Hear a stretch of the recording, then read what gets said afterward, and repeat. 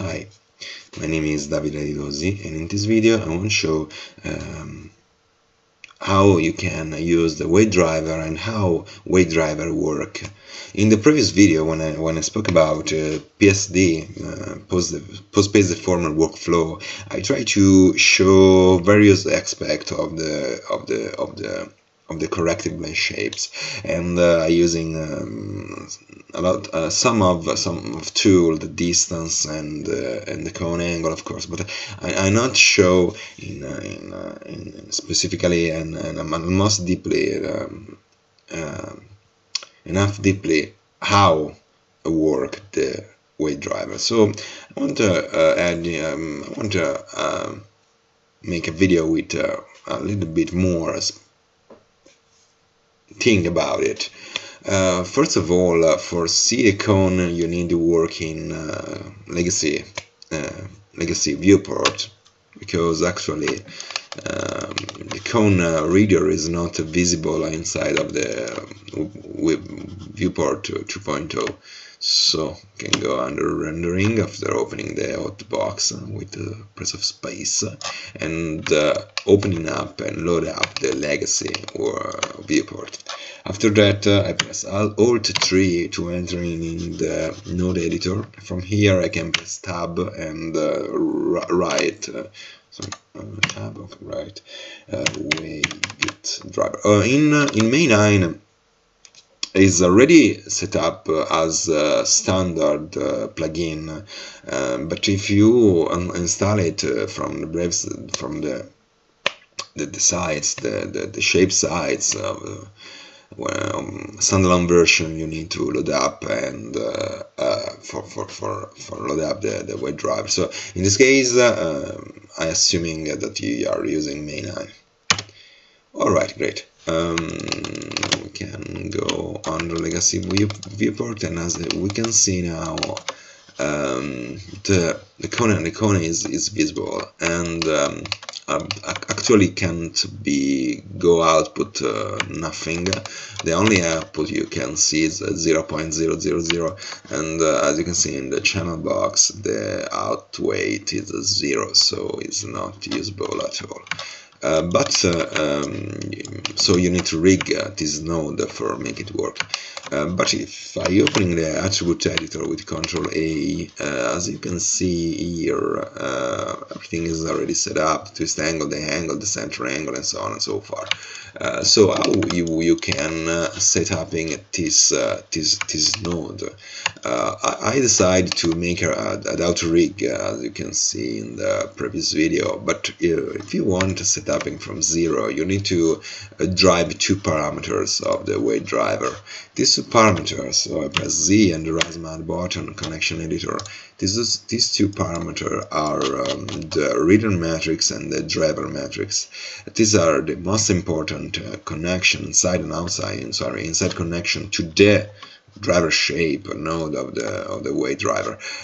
Reader matrix read the actual position of the cone, and it can be easily the same DAG node that contains the transformation node that contains the shape of the cone. And I can take this, reload left, take that, reload right, and reload right, and take the word matrix. So the word matrix is the actual position, the word of this node, word matrix, and I can connect the word matrix. Sorry, I can take a little bit found. The word matrix, I see that, to the reader matrix. Reader matrix lets you in this way the node where is R. So now the nodes know its position and its rotation and so on. So now the node know the space position, the word position about itself. Very good. And after that, I need to have a target. The target is the object that need to be stayed in the vector. I can load up directly the vector. I think so. Here, actually, I want to drive the cone center to see better. And all right. This vector indicates where the weight of the pose reader is at its maximum.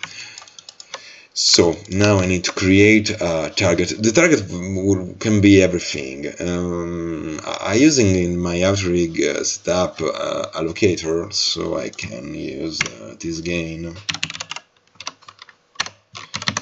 But can be anything. I'll join, for example. If you want rigging directly these things to the joint to a joins, for example, you can do that, or without or to any kind of DAG objects. You can, of course, do that. I can take this, use my locator, of course, as a target in this case. So I reload left and find world matrix for this object. No, yeah, sorry, I need to take the locator. Sorry, the locator, no, not the shape, but the locator. Locator transform node. Reload left. Alright, now sorry, world matrix, and I take driver matrix. Now, as you can see, the locator one is showing up, and when is connected. Sorry, and when I moving these elements, as you can see, this value changes. So now I want to put everything to 0, and I want to make this a little bit. Now I use Alt Enter to quickly go into the orthographical view. As you can see now, this is the area of the cone in pink color, and the locator in green selection is the target. If I moving it, as you can see how far I'm moving from the center of the cone. Of course, this cone is more big to that, so I want to make it more big in the visualization. Alright, I can scale it. So when moving my object, as you can see, when I go out from far out from the center of the cone, you can see the number decrease. This can let you read the position. Of course, you can have tolerance to, but because the center cone is not only a vector, but can be a tolerance area. When I am inside of the cone, in the center of the cone, if I opening the cone, the center angle, I open up. As you can see, now there is 2 cone. Everything is inside of this cone is outputting as 1, the maximum value. When I go out of this cone, and I can in the area of this cone, as you can see, I can go and fall out the number of the weight pose. In my rig, you can find that in Z, left mouse button, rigging, and now add the weightDriver. In my rig, I have added this distance node, so I haven't added this only for show purpose. And in the first time, I want only show it as vector. So because under the viewport 2.0 there is no way to see this cone, I defined a vector. I need to have a vector to show this relationship between the two, and I find this way. Of course, you can read the position of the cone, as you can show. I can show before, and of course work as I show in the previous demo. And this object is an optional. You can use this by taking from the locator 2. As you can see, I have created in the AutoRig, in this rig configuration, I have created a more complex connections to to connect the two locators. In this case, I drive the weightDriver shape by using one base locator connected to the reader, and another locator connected to the driver of the node, only for show it better, of course.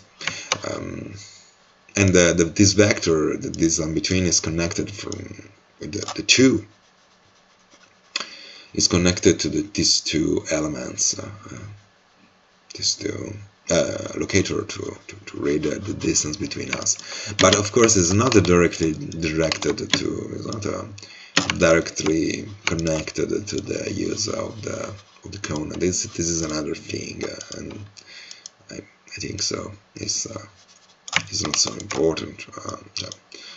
I can take this and delete it if not needed, and as you can see now, I only have the weight driver and no more the distance driver. Okay, I hope you find this useful, and bye.